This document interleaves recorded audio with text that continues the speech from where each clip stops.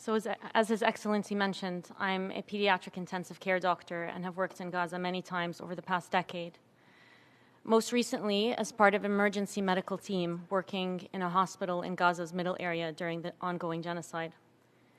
I'm here today in the moral company of every other health professional that I know who has worked in Gaza over the last 14 months, some of whom are with me here today in this room. We're here in solidarity with our Palestinian healthcare workers and with the Palestinian people. You cannot witness what is happening in Gaza and not emerge enraged and determined to stop it. We don't want to be here or on the news, repeatedly providing moral witness to ongoing atrocities. But by design, international journalists and independent human rights and forensic investigators have been prohibited by Israel from bearing witness. At the same time, incredible Palestinian journalists covering the genocide of their own people have been repeatedly targeted by Israel and discredited, while both their reporting and their murders have been largely ignored by mainstream Western media. As one of the few international observers allowed into Gaza, I can tell you, spend just 5 minutes in a hospital there and it will become painfully clear that Palestinians are being intentionally massacred, starved, and stripped of everything needed to sustain human life. Collectively, for the past 14 months, we have treated people subjected to civilian massacre after civilian massacre at the few remaining partially functioning hospitals in Gaza. Entire families have been eliminated, wiped off of the civil registry. Our healthcare and humanitarian colleagues are being killed in record numbers. We have treated countless children who lost their entire families, a phenomenon so frequent in Gaza that it's been given a specific name: wounded child, no surviving family. We held the hands of children as they took their last breaths, with no one but a stranger to comfort them. Those who recovered enough to leave the hospital continued to face the obvious risk of death, be it through another bombing, starvation, dehydration, or disease. History has clearly shown us that doctors can't stop genocide. This is why it's called the Convention on the Prevention and Punishment of the Crime of Genocide. And this is why I, as a doctor, am here today, pleading to you. Before I share what I bore witness to, I want to share a quote from my colleague, Dr. Mohammed Ghanem, a young ER doctor who was killed 1 month ago by a quadcopter drone after steadfastly caring for his patients for over 400 days, while the hospitals in which he was working were repeatedly besieged. Dr. Ghanem said, "As much as I could, I stayed away from sharing the tragic stories for 2 reasons.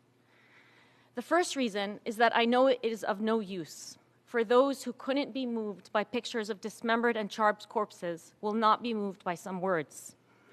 And the second reason is that I can't find the words to describe the stories." I share Dr. Ghanem's sentiment. What is left to say that might move people to action? What is left? How can we even begin to articulate what we have seen?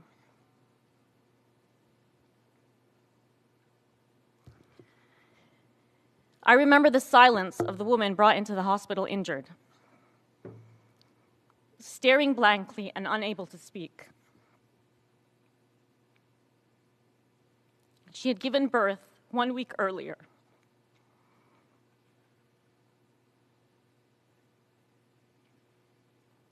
She couldn't find her 7-day-old baby. Both her baby and her toddler were trapped under the rubble. There are no words that can adequately convey the pain and depravity of this aggression. There are no words. I remember 6-year-old Siwar, who was intubated in the ICU with severe traumatic brain injury. Her little brother still missing. I recall her mother sitting next to her, tears streaming down her face, asking what was her crime. I didn't have the heart to tell her that Siwar, with her beautiful, long, dark lashes and curls, would likely never talk or interact fully if she were to survive. Or 5-year-old Muhammad with an in-and-out penetrating injury to the head, likely a gunshot. Sorry.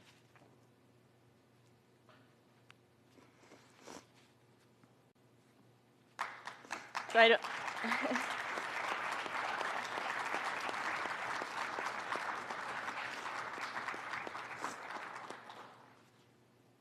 Sorry, I have a nosebleed. I don't know if someone can grab me a tissue. It would be really helpful. But I'll continue, as our Palestinian colleagues have for over 400 days. Or 5-year-old Muhammad with an in-and-out penetrating injury to the head, likely a gunshot, who died in the ER as there were no beds in the ICU. He had no known surviving family to retrieve his body and was taken to the morgue by the medical team. I remember Muhammad so well. His hands and feet were really small. The last expression on his face was one of pain.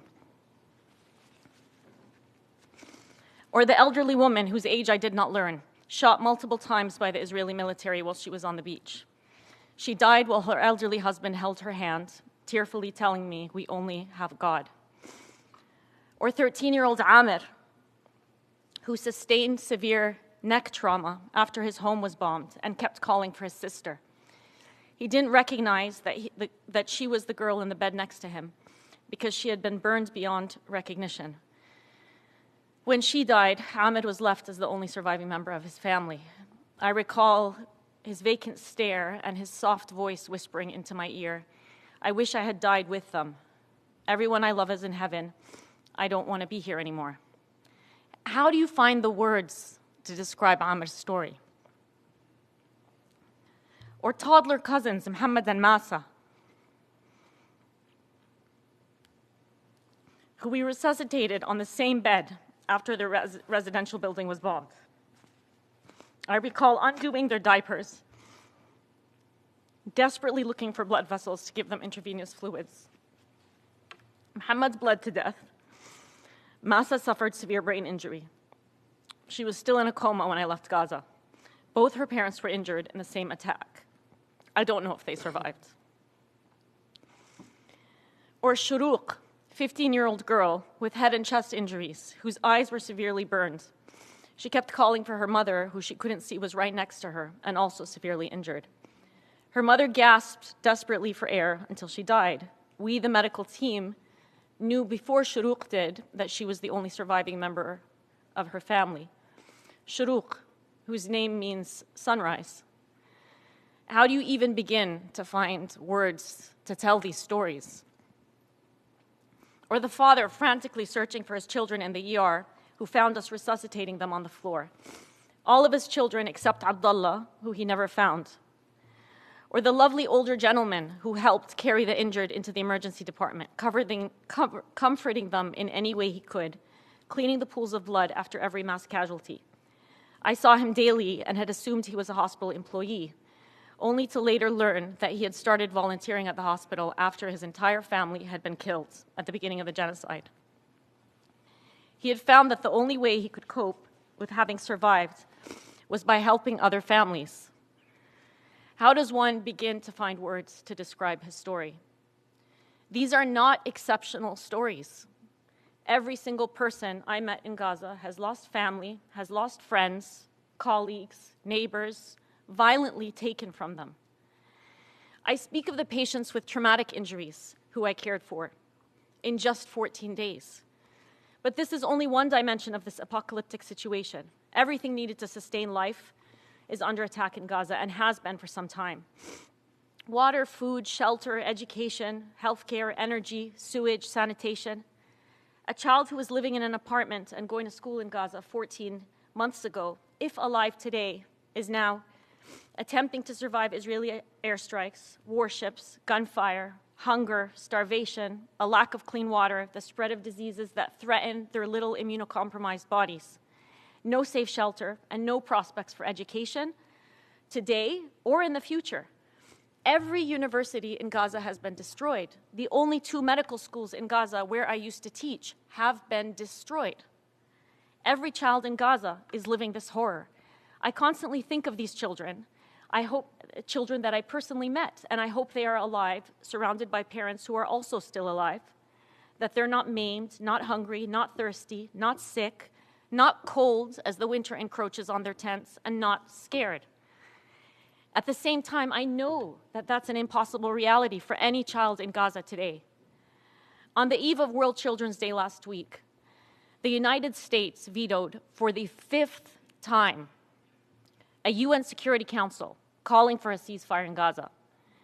In the words of the Palestinian ambassador to the UN, Majid Bamia, there is no justification for vetoing a resolution trying to stop atrocities. There is no justification. I want you to take a second and imagine all of the children that I just spoke about, their mothers, their fathers, desperately seeking medical care and searching for hope in one of the few remaining hospitals in Gaza. Then the electricity cuts out. The entrance to the hospital is struck by a missile. The hospital is threatened with forced displacement orders again. It's apocalyptic. That same hospital where I witnessed each of those horrific tragedies has been targeted multiple times over the past 14 months, as has virtually every single hospital in Gaza. Hospitals and healthcare workers have been systematically targeted by the Israeli military from the very first day. Our colleagues and friends have been killed, maimed, unlawfully detained, and tortured. I have personally met healthcare workers who describe physical, psychological, and sexual torture by Israeli military and Israeli prison guards. One of my most dedicated nursing colleagues, Saeed, had been abducted while evacuating from Al-Shifa hospital after an Israeli forced displacement order. He was detained for 53 days and described the most horrific forms of torture. After his release, he suffered from severe insomnia, and yet he attended the ER every single day to care for his patients. He fell asleep one day holding the small body of a fatally injured infant who had died during an attempted resuscitation from exhaustion. Dr. Ghanem, who I quoted before, wrote in April, 6 months before he was killed, I quote, "Al-Shifa hospital was under siege while I was inside it 3 times, and I was forcefully removed from it twice. This time, it was the most severe, both in terms of the siege, the incursion, and the amount of destruction. We were 13 doctors in the emergency department. All of us were tortured to different degrees, and six doctors were injured or arrested. I am only talking about the department I was in charge of. I am not talking about the doctors who were executed directly from other apartments after they were arrested, or the doctors whose fate is still unknown." End quote. Over 1,000 healthcare workers have been killed in Gaza. Hundreds of healthcare workers have been held in Israeli captivity. At least 4 have been killed while in detention. Their bodies are still being held. Every single healthcare worker I met in Gaza has lost family, has lost friends, has lost colleagues. Every single healthcare worker I met has been displaced multiple times, has been forced out of the hospitals where they work. Many healthcare workers have been killed while trying to rescue the wounded in what has infamously been called Israel's double or triple strike attacks, where a location is struck, and then shortly after, it is struck a second and third time once the rescue workers are there to retrieve the casualties. Other healthcare workers have been killed while working in hospitals. Hospitals and healthcare workers represent life and the will to keep people alive. The systematic and egregious targeting of healthcare is a line that should have never been crossed, like so many red lines. What happens now that all of these lines have been crossed? What sort of world have we descended into? It's actually a world we've allowed to persist and build up to for decades. These profound injustices did not start 14 months ago. Palestinians have attempted every single means, including diplomacy and peaceful protest, and appealing to the very reason this establishment was created. Their efforts have been met with the complete disregard of UN resolutions and the deepening violation of their human rights. I remember one Friday in 2019 at Al-Shifa hospital, during the Great March of Return, the peaceful protests that lasted for 2 years at the border wall, which killed about 223 Palestinians. 223 Palestinians were shot and killed by Israeli forces during those protests. Al-Shifa hospital is the same hospital that has now been almost entirely destroyed, where doctors have dug mass graves to bury the dead, where the brilliant doctor Adnan al-Bursh led the orthopedic department before he was abducted, tortured, and likely raped to death. I vividly recall one day in 2019 in that hospital, an adolescent boy who was just brought in from the protest after being shot in the neck by Israeli soldiers from one of the towers. He was awake, but gagging on his breathing tube and unable to move any of his body below his neck. His spinal cord had been severed by the bullet. He would never be able to move his arms, his legs, or likely even breathe on his own. His father pleaded with the medical team and kept asking, what did we do other than peacefully demand for our rights? In the words of our dear friend, Dr. Khamis al-Assi, a pain and rehabilitation doctor who to this day is besieged in Gaza, he said, we have been abandoned. We've been sacrificed for the cause we wanted to protect for everyone, but we are the only people who are paying that price, unfortunately. By everyone, Dr. Khamis means each and every one of us here together in this room and the world over. Knowing I would be here today, I asked some colleagues in Gaza if they had messages they wanted me to share with you today. I'd like to share some of them. Tell them we are tired.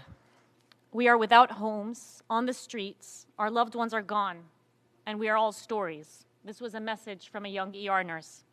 She's still trapped.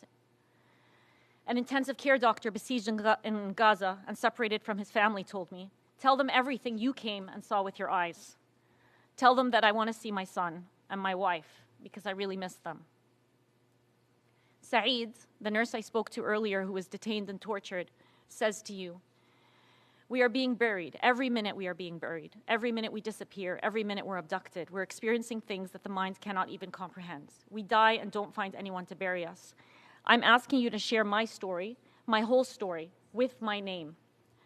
I want the whole world to know that I'm a human being.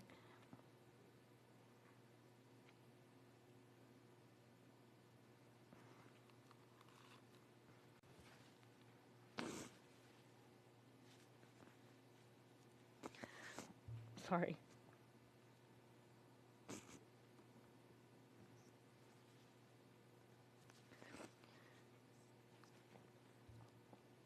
This has gone on for too long.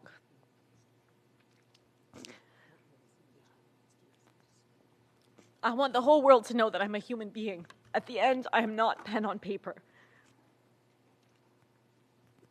I'm not anonymous. I'm a human being created by God.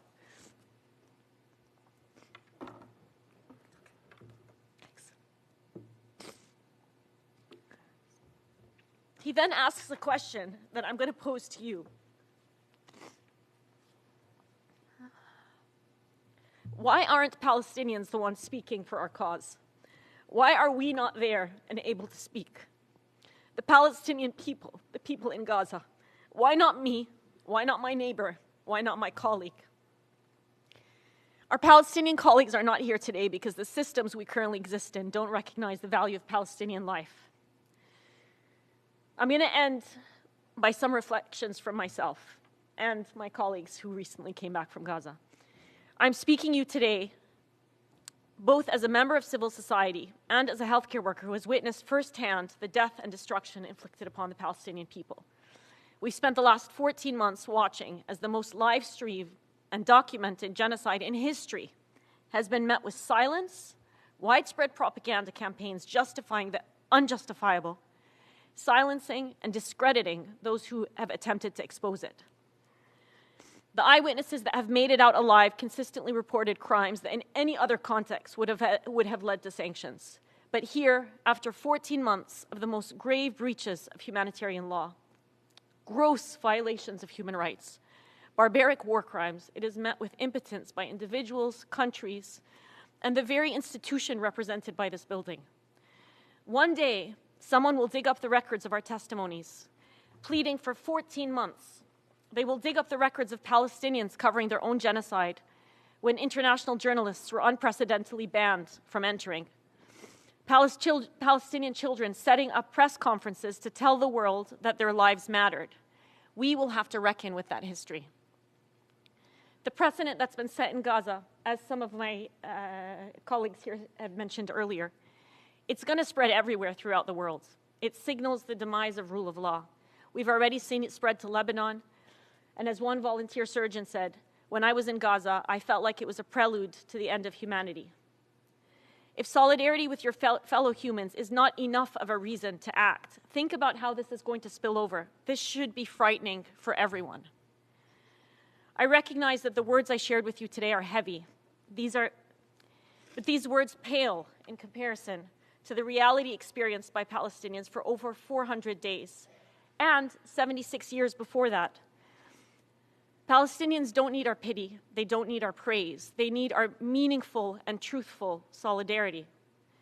And there is no time for despair. In the 24 hours that I'm going to spend in this city, at least 60 children in Gaza will be injured or killed. I recognize that many of you here, by virtue of being here today, are already convinced of the need to act. It takes courage to fight a corrupted system, a system that gives disproportionate to countries with terrible records of global violence. Today, as all of us sit here in the comfort of safety, Dr. Hussam Abu Safiya is in Kamal Adwan Hospital, just discharged from the intensive care unit after he was injured by an Israeli strike. His son was killed not long ago. His 2 daughters are injured. And yet he continues steadfastly to provide care for his patients. He said a few days ago, we will continue to provide this service at any cost to ourselves. The courage and action by Palestinian healthcare workers in the face of this genocide presents an exemplary model for all of us. The question I want to last leave you with is, what are we risking?